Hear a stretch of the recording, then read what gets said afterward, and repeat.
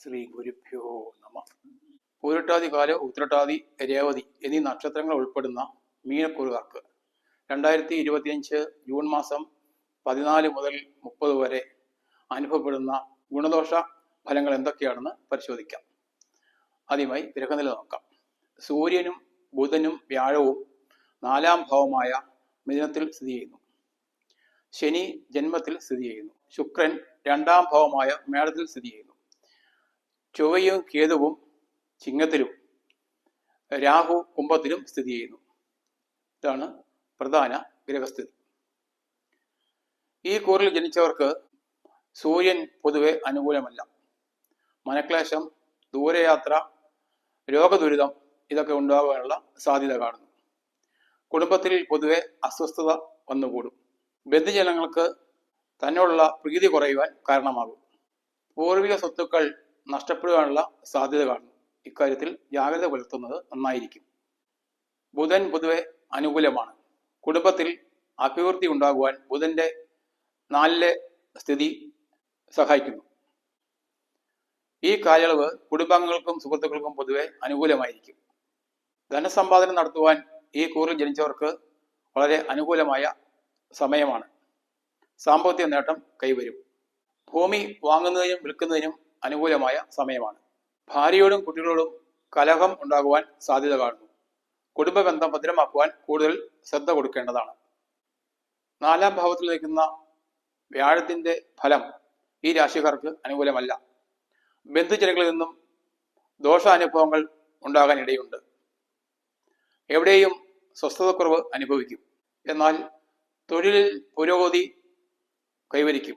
വീടുകൾ വാങ്ങാൻ ആഗ്രഹിക്കുന്നവർക്ക് ആഗ്രഹം സഫലമാകും. ജന്മത്തിൽ നിൽക്കുന്ന ശനി അനുകൂലമല്ല.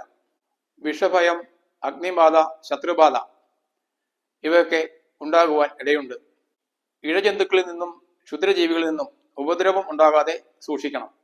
അഗ്നി മൂലമോ ഇടിമിന്നൽ മൂലമോ അപകടങ്ങൾ ഉണ്ടാകാൻ സാധ്യതയുള്ളതിനാൽ വളരെ മുൻകരുതലുകൾ സ്വീകരിക്കേണ്ടതാണ്.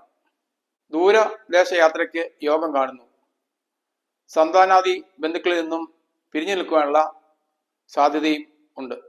ചൊവ്വ വളരെ അനുകൂലമാണ്. ധനനേട്ടം, കാര്യവിജയം, രോഗശമനം ഇതൊക്കെ ചൊവ്വയെ കൊണ്ട് ലഭിക്കുന്ന ഗുണഫലങ്ങളാണ്.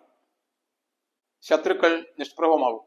രുചികരമായ ഭക്ഷണ പദാർത്ഥങ്ങൾ, വിശിഷ്ടമായ വസ്ത്രങ്ങൾ, സുഖഭോഗ വസ്തുക്കൾ, ഗൃഹോപകരണ വസ്തുക്കൾ ഇവയൊക്കെ ശുക്രന്റെ അനുകൂല സ്ഥിതി കൊണ്ട് കൈവരിക്കുവാൻ ഇടയാകും.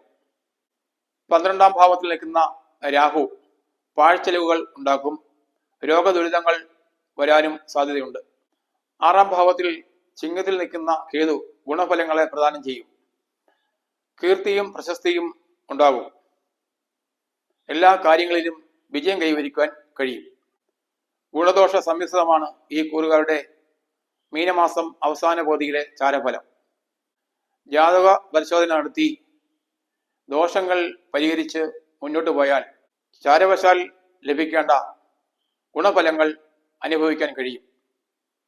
ദോഷശാന്തിക്കായി ശിവഭഗവാന് പ്രീതികരമായ ധാര കഴിക്കുക, മൃത്യുഞ്ജയ പുഷ്പാഞ്ജലി കഴിക്കുക, അതുപോലെ വിഷ്ണു ഭഗവാന് പാൽപ്പായസം കഴിക്കുക, നാഗദൈവങ്ങൾക്ക് 100 ഫലം കൊടുക്കുക. ഈ വീഡിയോ ഇഷ്ടപ്പെട്ടെങ്കിൽ സബ്സ്ക്രൈബ് ചെയ്യുക, ഷെയർ ചെയ്യുക. നിങ്ങളുടെ ജ്യോതിഷ ആവശ്യങ്ങൾക്കായി താഴെ കൊടുത്തിരിക്കുന്ന എൻ്റെ വാട്സാപ്പ് നമ്പറുമായി ബന്ധപ്പെടാവുന്നതാണ്.